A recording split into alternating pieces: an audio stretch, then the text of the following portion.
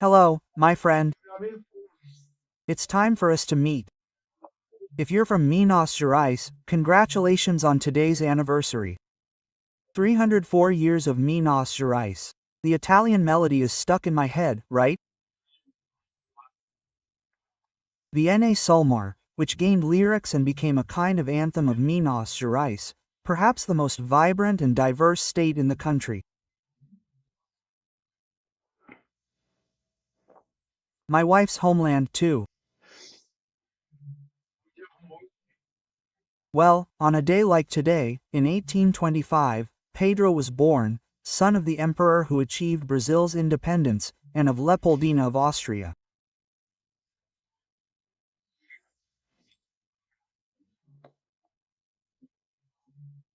Pedro united the Braganza and Habsburg dynasties and was made emperor very early. They even staged a coup, the coup d'état. And he became emperor in 1831, because his father went to resolve matters of domestic politics in Portugal and was emperor for 58 years, almost 60 years, right?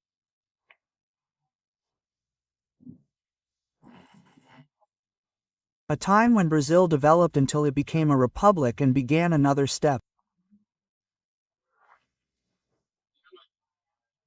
In 1870, in Rio de Janeiro, there was the premiere, the first performance of the opera, Guarani, by Antonio Carlos Gomes.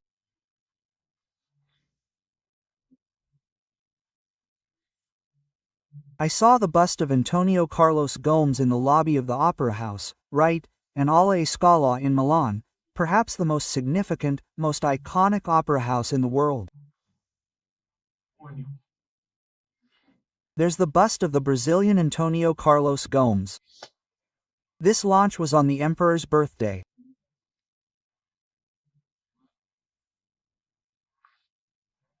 The emperor was turning 45, and Antonio Carlos Gomes dedicated it to Pedro I in 1937, on December 2, after the November 10 coup. Getulio Vargas, who had already closed Congress, had already intervened in all states except Minas Gerais, and he abolished political parties.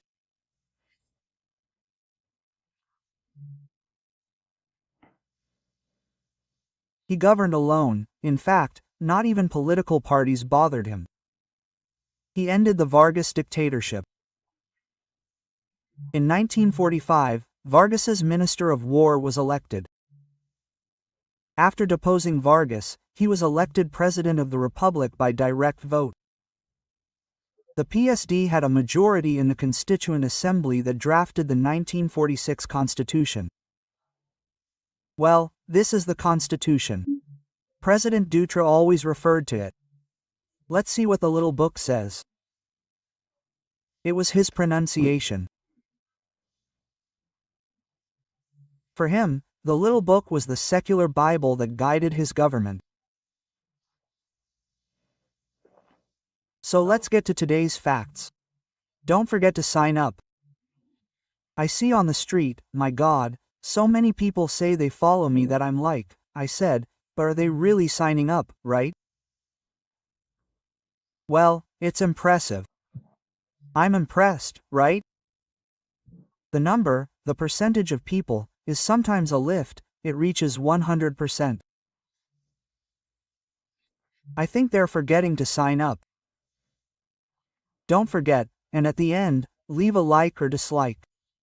So let's get to today's conversation.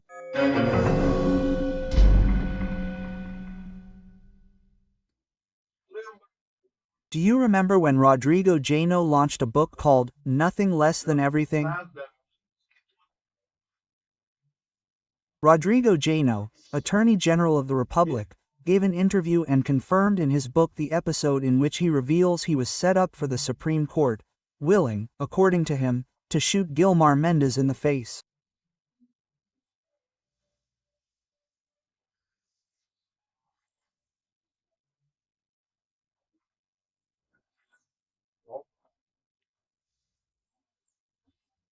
But nothing happened, because now the current Attorney General, gone, has filed the case, arguing that 7 years later, There are no new facts to confirm the crime described in that interview and later in the book itself.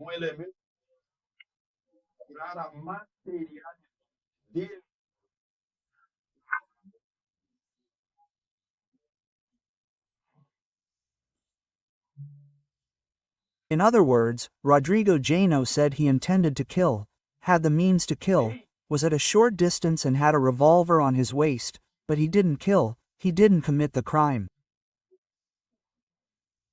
So it's going to be filed because there was no crime.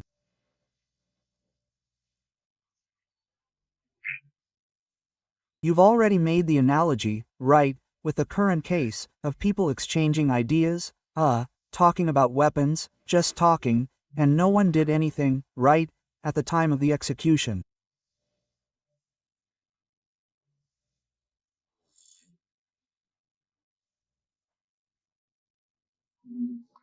And the idea would be, right, this whole investigation to incriminate Bolsonaro, because since way back, he's been challenging the system, right, this status quo of power holders. How do you identify it?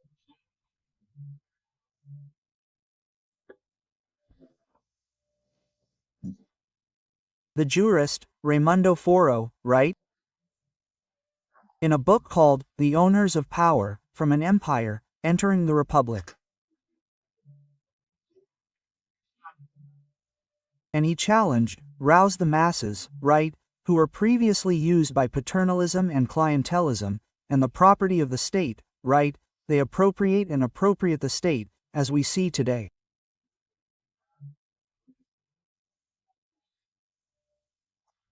And he challenged this system that didn't work in Brazil, doesn't work, right? It's not the system of the United States, which was colonized at the same time as Brazil and succeeded, the first power in the world. But anyway, the objective is to catch Bolsonaro. Then we see that Janot today postponed it to February, right? Waiting for the holidays and so on, right? 800 pages of investigation. It seems there's a perception that so far there's nothing, just as there was nothing to catch Rodrigo Janot, right, gone?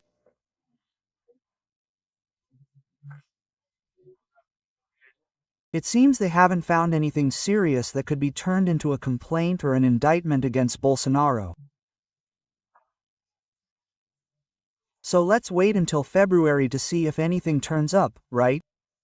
Well, they waited 7 years for Rodrigo Janot, but nothing else has turned up. He had a gun, he was close enough, he had the means, he had the opportunity, and he didn't do it. Even though he wanted to, he confessed that he wanted to, right? He even said the target, even the part of the body that would be hit, but he didn't. So is this a crime? According to the Attorney General's office, no. Now, according to Minister Moraes, perhaps he noticed the analogy, the similarity, and assured him, right? Although this contradicts Article 129 of the Constitution, which states that the public prosecutor's office is the owner of the case. He sent it to the archive, it's archived, but it's not, right? Anyway, there's another case, the Mantovani family. The Mantovani family served as an example for all Brazilians. Look, don't insult any Supreme Court justice. Otherwise, the federal police will come to your house early in the morning, look at everything, open your car, take your cell phone, and find out about every intimate conversation, everything, right? Because of an episode that happened back in June, July, right? July of 23, right? Well, at the Rome airport, Leonardo da Vinci airport, right? And there was insults, right? There was insults, and there was an exchange of insults. They say there was also some minor physical violence. So much so that the Italian police told me it was a minor matter after seeing the video. But anyway, news today. Topol sent it to the archives, just like the police chief from the first investigation had done. The police chief said there was no reason to indict the family, and he didn't. Then they appointed another delegate to indict, and the Attorney General's office saw reason to request a complaint, right?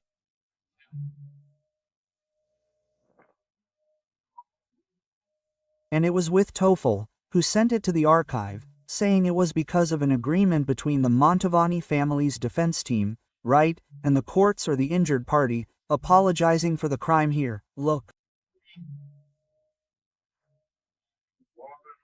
Well, although there's no reason to prosecute them, right? Toffel filed it. I even thought it was the public prosecutor's office that should propose the dismissal. Well, considering the facts and the confession of the crimes committed by the accused, I declare their punishability extinguished. Wow! If Franz Kafka were alive today, he'd have enough material to file another case. 2 cases around the Polish justice system, right?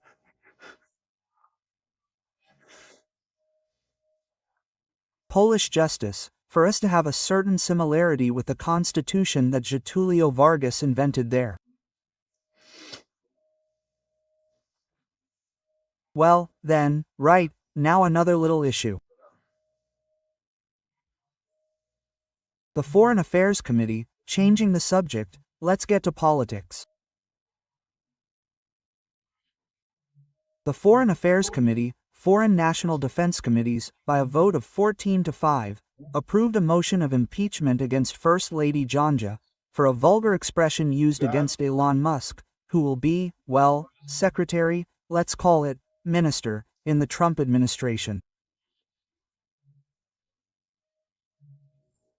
Conduct incompatible with the decorum befitting a First Lady.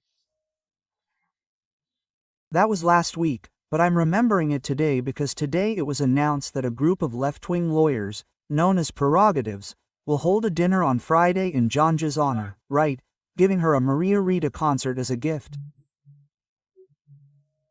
Hey, those of my generation, for those of my generation, I inform you that it's Elis Regina's daughter, right? Hey, and Lula and government ministers will be there. Well, anyway, there must be a lot of people there for this, folks. And the dollar remains above 6, insisting, right? It closed at 6, and if that's around 6.06, right? The stock market, in turn, is falling.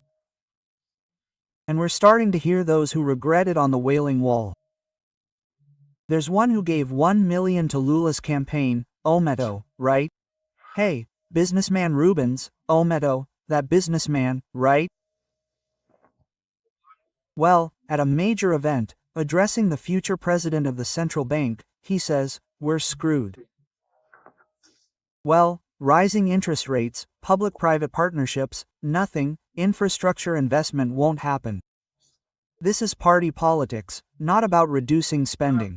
They don't want to address the fiscal deficit, and the government thinks everything is fine. If anyone has any doubts, ask your bank manager what's going on, what the forecast is for interest rate hikes, inflation, right? What's the feeling about the government controlling its spending, the fiscal imbalance, right? Well, waiting to deliver a shock, maybe it won't be able to come back, right?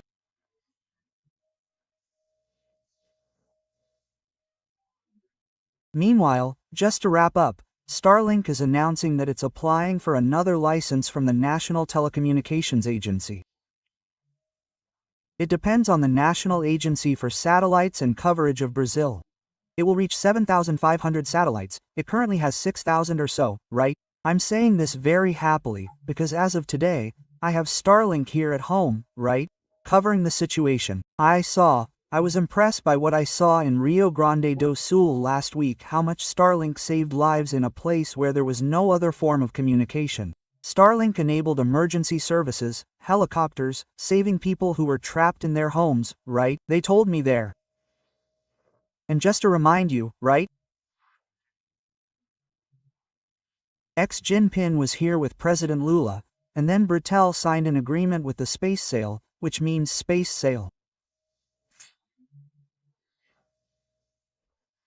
It's still in the age of sales, and there are 40 satellites. It's really still in the age of sales.